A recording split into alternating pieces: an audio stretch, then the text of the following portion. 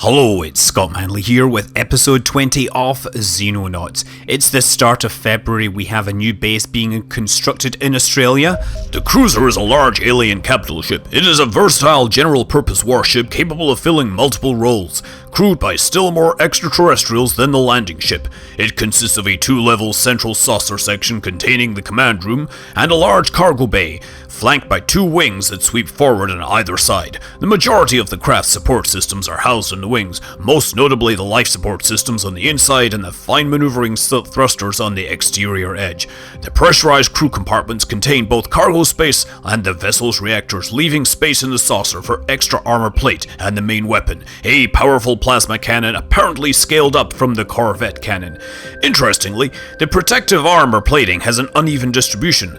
The upper section of the saucer protects the command room and has armor over twice as thick as that of the wings, making it highly resistant to incoming fire. That said, the vulnerable wings are still extensively armored, so expect the cruiser to take quite a beating before it finally crashes. Some people keep asking why I say UFO rather than UFO, and of course the reason is it's an homage to the classic TV series UFO, where the pilots, as they were flying around, they would call them UFOs, because if you're going to be saying that acronym all the time, you will use the least number of syllables to maximize the efficiency of your communication.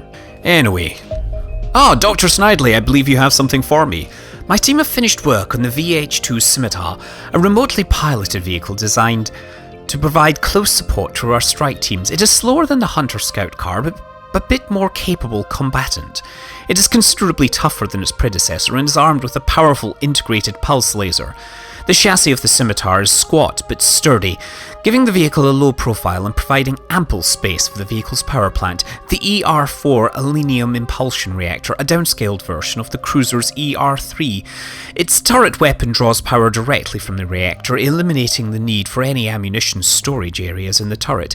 Instead, the space houses a complex array of cameras, sensors. Semi-intelligent alien electronics inside the vehicle handle many of the simpler tasks usually performed by the driver, allowing us to situate the vehicle's pilot safely within a control facility back at base. I personally fitted signal boosters to our dropships to allow a driver to control the vehicle as if he were inside it, despite potentially being thousands of miles away. Unsurprisingly, our tests also suggest I have done an excellent job at setting everything up. Removal of the driver has two chief advantages. The first is the removal of the crew compartment, and the ventilation systems leaves space for additional armor, naturally itself also constructed from alien materials. Given that vehicles have large targets on the battlefield, this added durability is extremely valuable. Secondly, the fact that one of your units is a lump of inert material, albeit an expensive one, rather than a living and breathing human being, may make battlefield decisions a little easier for you. Well, thank you, Dr. Snidely. I really appreciate you making my decisions easier, and I'll make your life a little easier and tell you exactly what we want you to work on. We want you to interrogate that alien leader and find out everything he knows about the invasion force. Nothing is more important than this. And while I can build the Scimitar, I can't really do it right now because I have Corsairs being constructed at my two manufacturing facilities at this time, so we're going to have to wait for that to be finished before we can actually start building the Scimitar.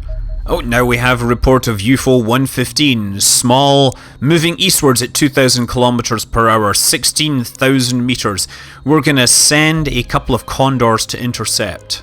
So yeah, just the usual air interceptors going out. We have a bunch of heavy fighters over Latin America, which we can't really do much about. If it were a single fighter, I could send a squadron of Condors against it, but without better ships, then we're going to be stuck. Production of Corsair Interceptor is finished. Well, that'll prove useful.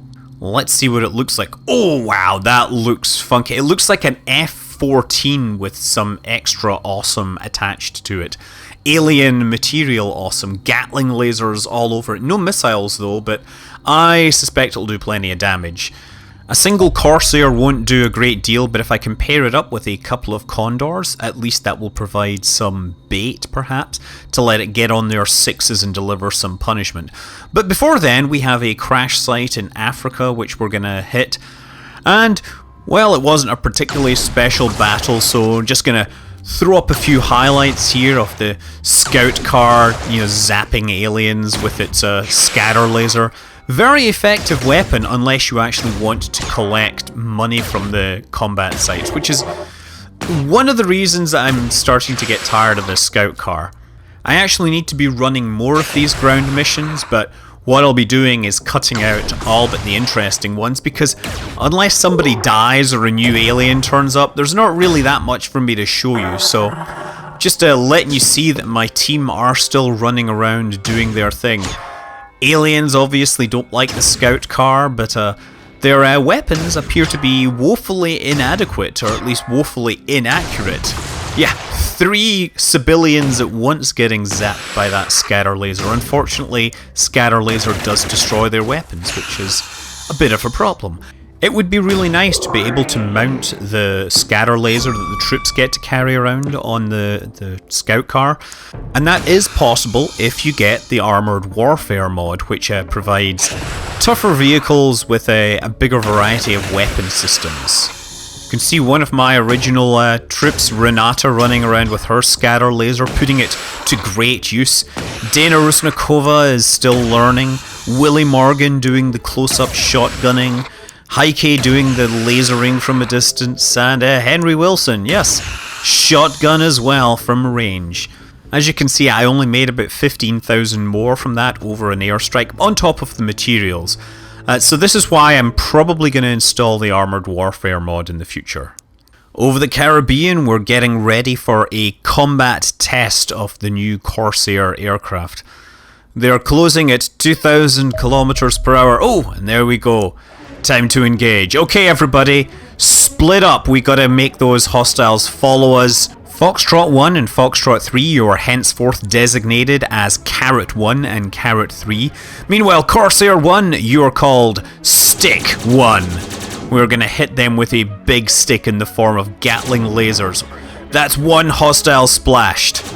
And hostile number 2 is just sitting out of my field of fire. What the heck? There we go.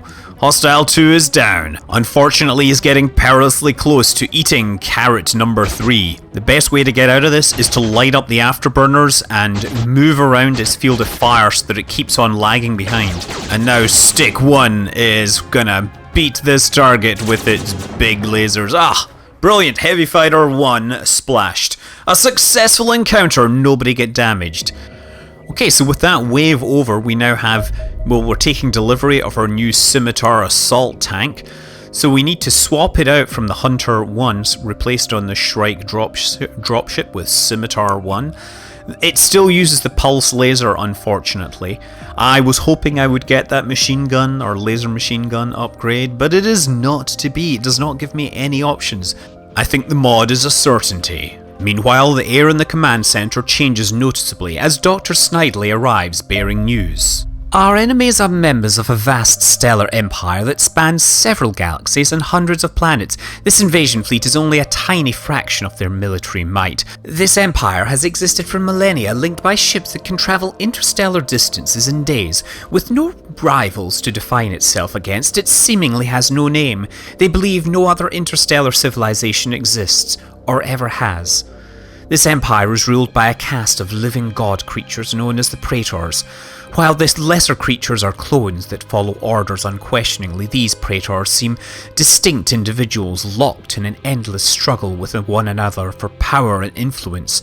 Low-ranking Praetors are apparently present on the largest alien craft and bases, overseeing the work of their underlings directly. These creatures will surely know the true reason why the extraterrestrials have travelled to our planet, the real reasons behind the invasion. We must capture one alive, whatever the cost may be. I have little doubt the task will be difficult. During the questioning of our captive, I could not help but notice the interrogation team becoming steadily less adversarial. Indeed, after 6 hours, they had almost become friendly.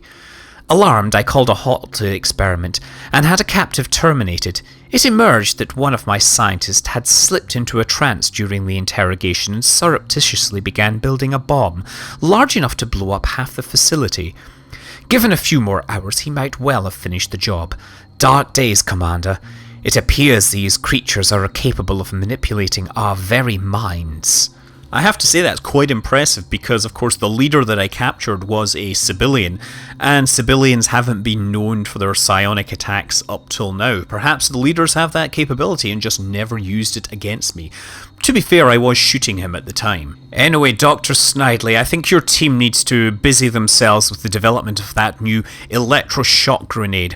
I think we need a more reliable way of capturing creatures alive, and electricity always seems like a fun way to do it. Oh, excellent! The command center has been constructed in Australasia. Now we need to start building some extra facilities, specifically a radar array. That's the first thing we need to get up and running here so we can cover it. Once we have that, we should have covered the most important parts of the world. But of course, until then, we're going to expect a couple more raids. We of course have more cruisers starting to show up. I'm sending a pair of Foxtrots against this one. And the Foxtrots with their Lenium torpedoes really don't have enough firepower to take it down in one go, so they need to launch their weapons, then get out of there, and oh! Yes, that was really not a good exit there, unfortunately. Foxtrot 6 downed by a single shot of the cruiser. Taking no chances with this one, I send off the Corsair and a pair of Foxtrots. Perhaps the extra firepower will make the difference.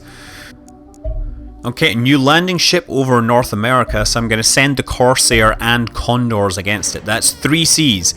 Okay, so these ones can all dodge now, right? So they can actually have a better chance of dodging the firepower from these heavy fighters. Now, I've had about half a dozen people send me a particular video showing somebody taking on the heavy fighters with a single Condor by using the roll maneuver to circle strafe around the outside of it. The only problem with this is that I've upgraded to the Community Edition, and this particular exploit, let's say, has been deliberately nerfed in the Community Edition. So, yeah, I have to pretty much just rely on upgrading my technology. In this case, the Corsair has just enough firepower in its weapons to take down the landing ship, but unfortunately its guns runneth dry after taking down that, so the heavy fighters will have to be spared. By now the crash sites of landing ships aren't primary targets anymore. We want to take down a cruiser so we can maximize the amount of spoils of war, let's say. In the end, I do find myself with a landing ship getting intercepted over Siberia by a pair of Condors. Those Condors, of course, just I did the auto-resolve because I wasn't... At that point, I had damaged the cruiser quite severely. So it's time to send Shrike halfway around the world to engage this. Now, it's going to be in the Northern Hemisphere, so what I have to do is wait for the shadow to be in the right orientation. It tells you that the Shrike takes about 12 hours to reach there, so I want to wait until like after midnight. I mean, basically there's a certain timing to when you launch to make sure that you aren't flying and landing at a landing site during the day. If you think you're going to arrive at night, you can always ask the aircraft to patrol, but the danger is that as long as there's an aircraft flying towards a landing site, it will not despawn. As soon as you tell it to patrol, it might trigger a despawn. So bear that in mind. Anyway, our team is on the ground at this new crash site in Siberia. Exploring, looking for hostiles, of course. Spreading out, trying to cover as much of the map as possible, and of course, listening for clues as to where the hostiles might be during their turn. Okay, Mika Novak, you gotta... Oh! Wait a second, what is that? It looks like a big blue bird. We shall codename this alien Big Blue Bird. BBB, Triple B. Yes, codename Triple B. Mika Novak. Yeah, maybe you could shoot him, I don't know. So actually, ideally we want to capture this thing alive. But first we must find out, does it bleed? Especially when shot by lasers. Okay, well it takes damage at least. Now I'm going to move this... okay. While we have the Scimitar tank out on its first test mission, we'd prefer not to use its weapon system at this time, because we'd like to kill it and we'd like to be able to autopsy the corpse, and that isn't going to happen if we completely obliterate it.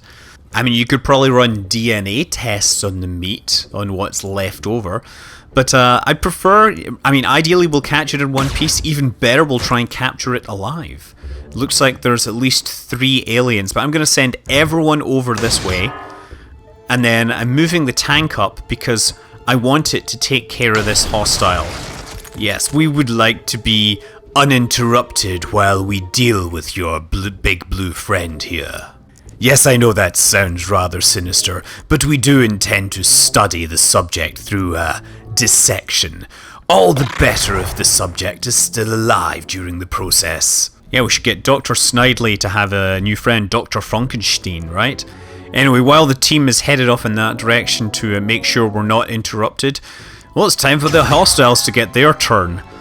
And the tank is doing its job of drawing fire. You cannot hurt my armor. Oh! Wait, the alien shot its friend in the back and suppressed him. Big Birdie has been suppressed, but we don't know who by, so I'm going to move up.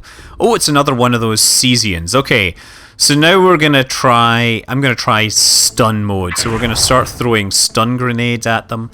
I figure since it's suppressed, we can keep it suppressed, keep it down there, keep it hurting as we slowly whittle its health down. Assuming I can shoot it, that is. Lewis Mitchell, moving up. Stun battens are of course an option, but to use a stun baton we would actually have to travel into the cloud of stun gas. The scimitar meanwhile is attempting to outflank and deal with this other hostile. That was pretty embarrassing, Heike. What is up with you there? Throw another grenade. Yes, more stunning. You're a stunning lady. Has anyone ever mentioned that? Ha! I like how layer upon layer of gas actually does more and more damage. Even though this hostile probably has some sort of, respirator or something. Now the scimitar needs to try and get a clear shot. Preferably a clear shot that, if it comes up short, doesn't end up killing the tank. And he succeeded. Good shot, sir. Now we can deal with Big Blue Bird on its own. Just keep dumping the stun gas and keeping him suppressed.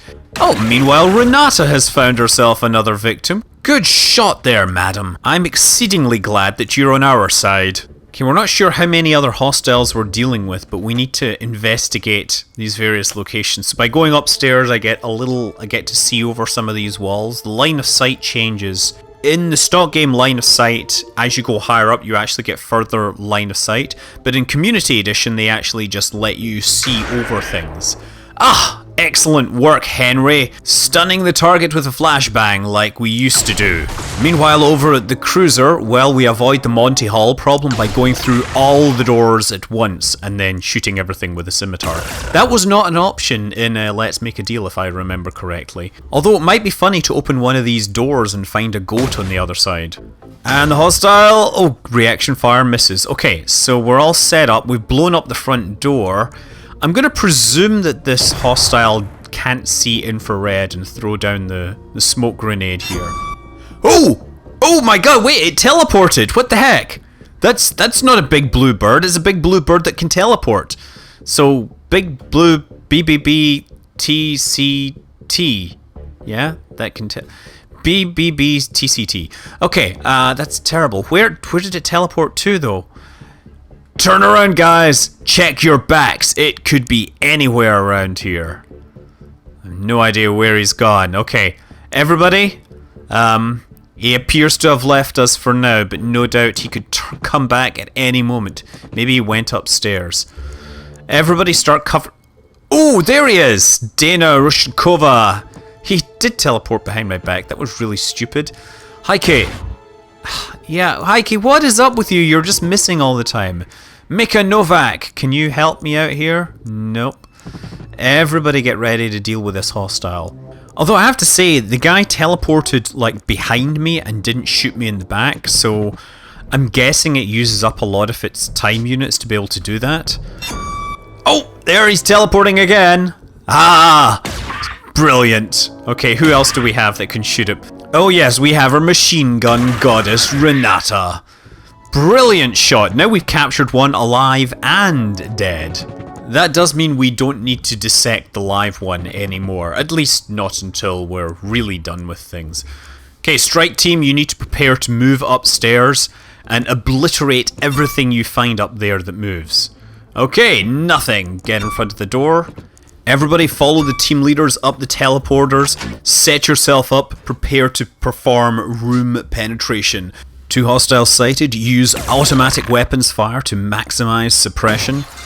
Yes, Dana, you do that. Come on, Renata. Oh, they're shooting back. Now, Renata, use your fully automated laser. Haha, you taught that chair who was boss, huh?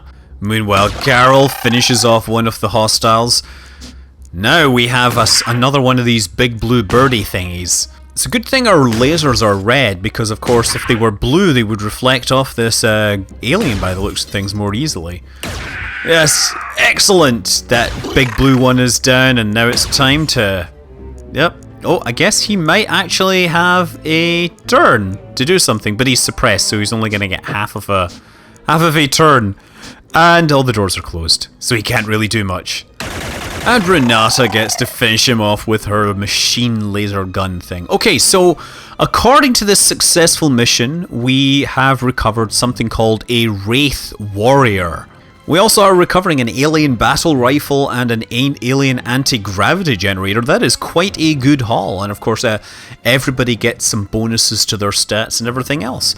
And they will of course be back in future episodes. Until then, I'm Scott Manley. Fly safe.